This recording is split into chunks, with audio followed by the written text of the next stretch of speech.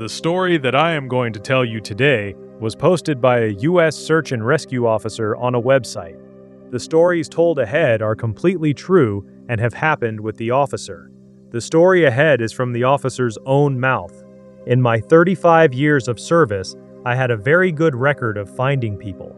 I have found people in mountains and dense forests. During my 35 years of service, many strange and scary incidents have happened with me, which you will definitely want to know. Most people who get lost either stray from their path or slip from a mountain and go on the wrong path. As the saying goes, if you get lost somewhere, stay where you are. That's why most people are found near the place where they got lost and don't go very far. But I had 2 cases where this did not happen. These 2 cases troubled me a lot, and these very cases motivated me to search for those people with full dedication whom I was assigned to find.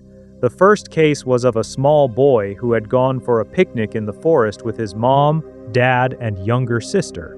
Both children were playing with their parents when for just a few seconds, the parents' eyes left them, and both children suddenly disappeared. Even after searching a lot by the mom and dad, when the children were not found, they called us. I reached that place with my team where the children had disappeared. After searching a little, the girl was found very quickly, but the small boy was not found. When we asked the girl about her brother, she told us that a bear uncle had taken her brother. She said that bear uncle gave her berries to eat and told her not to tell anyone anything. He just wanted to play with her brother for a while. The girl said that the last time she saw her brother, he was sitting on bear uncle's shoulders and was happy. Obviously, our first suspicion went to the fact that this might be a kidnapping case and someone had lured and kidnapped the child. But even after thoroughly searching that area, we did not find any clue of any other person coming there. The girl kept saying again and again that the bear uncle did not look like normal humans. He was very tall and had a lot of hair on his body like a bear has, and his face was very strange, very strange. The girl told this. We searched that area thoroughly for many weeks but did not find any clue of the boy. It was one of the longest running cases of my life. In the end, we had to close the case after losing hope. The second case was of a 14-year-old girl who had gone to the mountains with her mom and grandfather for a walk. Her mom told that she had just climbed a tree for 1 minute to see what else was around, and then the girl never came down from that tree. God knows where she disappeared from the tree. They waited for hours under the tree.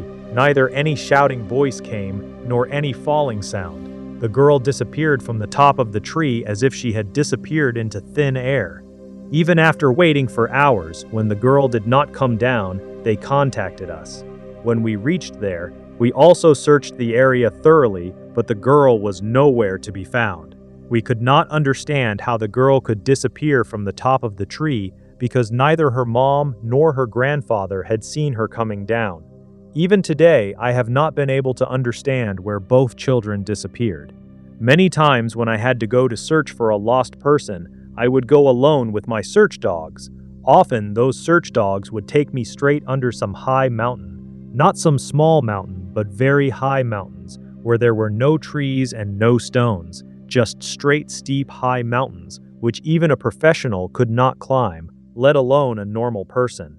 Such high mountains where there wasn't even space to properly place hands, and the lost person was always found on top of the mountain or on the other side of the mountain, that too with the help of a helicopter many kilometers away. Those people did not even remember how they reached there. It would make the mind spin thinking how they reached that side. There must be some answer to this, but I have not found any answer to it till today. One case I remember well in which we found a dead body. An 11-year-old girl was crossing a small bridge built over a river. Suddenly, her foot slipped and she fell on a stone below. The girl had fallen head first and died immediately upon falling.